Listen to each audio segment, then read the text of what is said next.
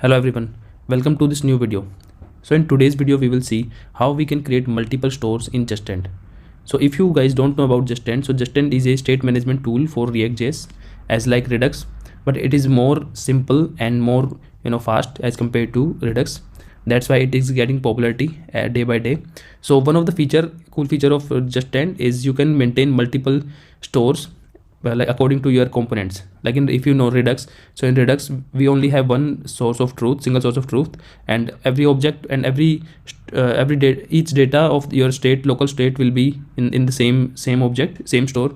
But in case of Zustand, you can maintain one common store, but you can also maintain multiple stores. Like as you can see, these are the two components. One is user details and one is employee details. So I can maintain one store for this user detail and one store for employee details. Okay, and then these stores can use data from each other. Like these all stores are accessible throughout the application and anyone can use those states. So benefit of this is you can easily maintain those stores based on your component data only. Okay, so component based store is possible in Zustand. So that's what we are going to show in this video today. So as you can see, let me show you the output now. So if I enter here John, so you can see changes are reflecting here.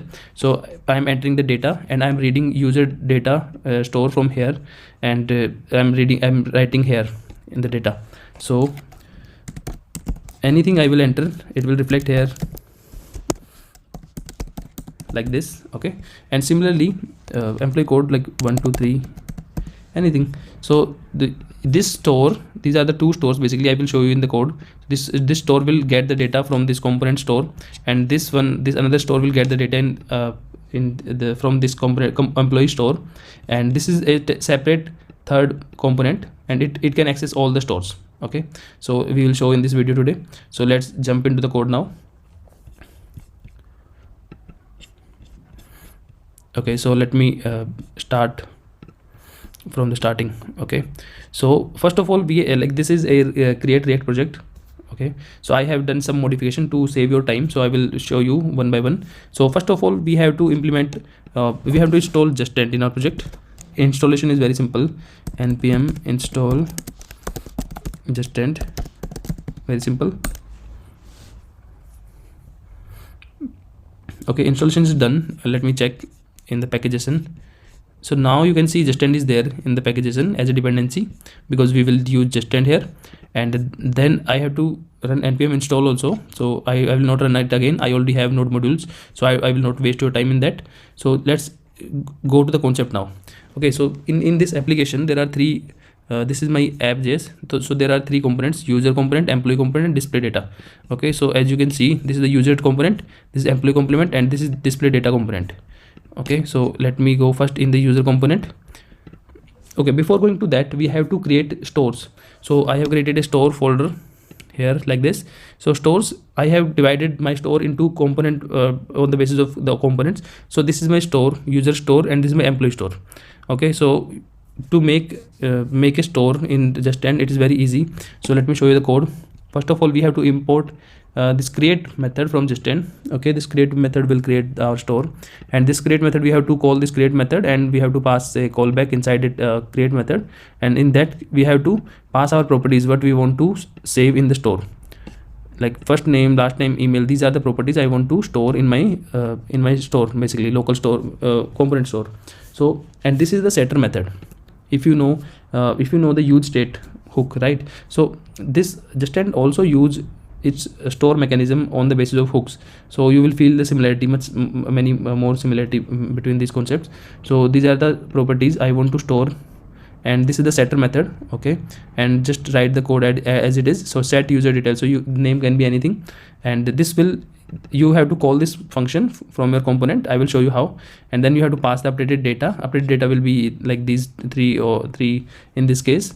User details you have to update, then it will automatically update this way. It will call internally set function, and set function will automatically update your user details. So set function will you will receive in this callback automatically, so you don't need to worry about it. Just handle this thing. So this is how we create Zustand store. It is very easy.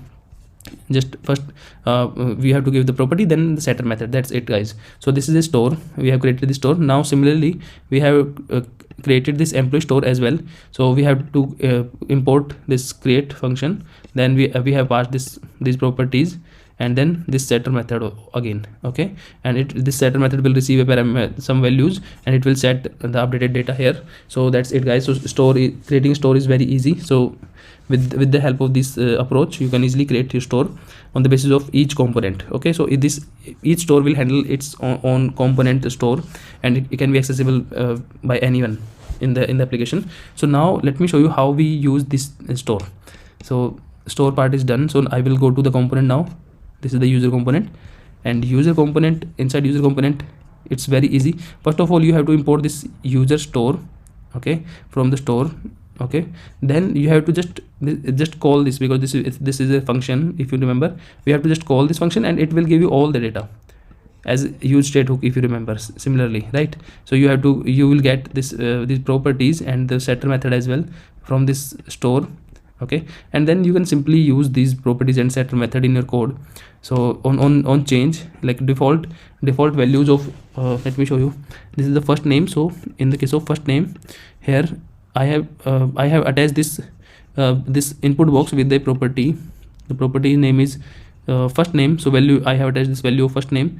Then on change, I will use set user detail method, that is setter method, and we have received the setter method from our store, and I will pass a updated value like first name from here, from this input box, and then it will update the first name value in the store.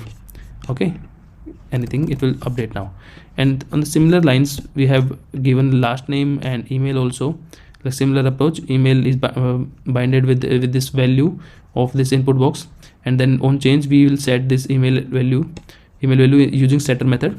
Okay, so the same thing is going again and again. So, and similarly in employee component as well, so we have done the similar thing. So in case of employee component, we have to use employee store. So we will get this employee store, we will import it, and then we will use these properties. These are the four properties, and this is the setter method. So we will get all the data from this function. So if you want to use some of them, then it is fine, but if you want to use all of them, then everything is available from the store, so you can easily use those things. Okay, so these are the properties, and again we will do the same thing. Like employee code is attached to this input box, and then on change we will use setter method what we received from this store, and this setter method will update your employee code. Very straightforward, and repeatedly we are doing the same thing, so no need to explain it again and again. Now we will see how we read this, because in both of these components we have just stored the values in our store, but we will see in display data how we can read these values. So reading is also very simple. So in case when you want to read, if you remember here, in this component, this is the component third one, so we want to read here. So you have to just import these two stores. This is use employee store, and this is use user store. Okay, so these two stores we have already imported, and we have called these functions, because these comes as a function. So we call this function and we get some data, that is employee data. So everything, it will return everything. So employee data, if you remember, if you go to the store, yeah, employee store, so this method, it will return everything from here. Okay, so now okay, it will give the data, use employee store, and similarly we have to import this use user state as well, and we will this use user store, we will get all the data of user data. Okay, and now we can do whatever we want to do with this data. All the properties and methods are available with us. So I'm just stringify the object and just plain just showing the data, printing the data. So that's it. So I'm doing the same thing here. I'm just printing the data here, and if you do any change in any of these components values, so if you see, so that will reflect in your store, because you are setting the value of updating the value of your store from here, and we are reading these two stores here. So it is completely straightforward. So with this technique, you can easily divide your store into component based architecture. So it will help you to categorize your store, and it will result you to better optimize your code structure. If you want to know more about Zustand, so you can see the left video, and if you want to see the comparison between Redux and Zustand, you can watch in the right video. Thank you so much. Bye.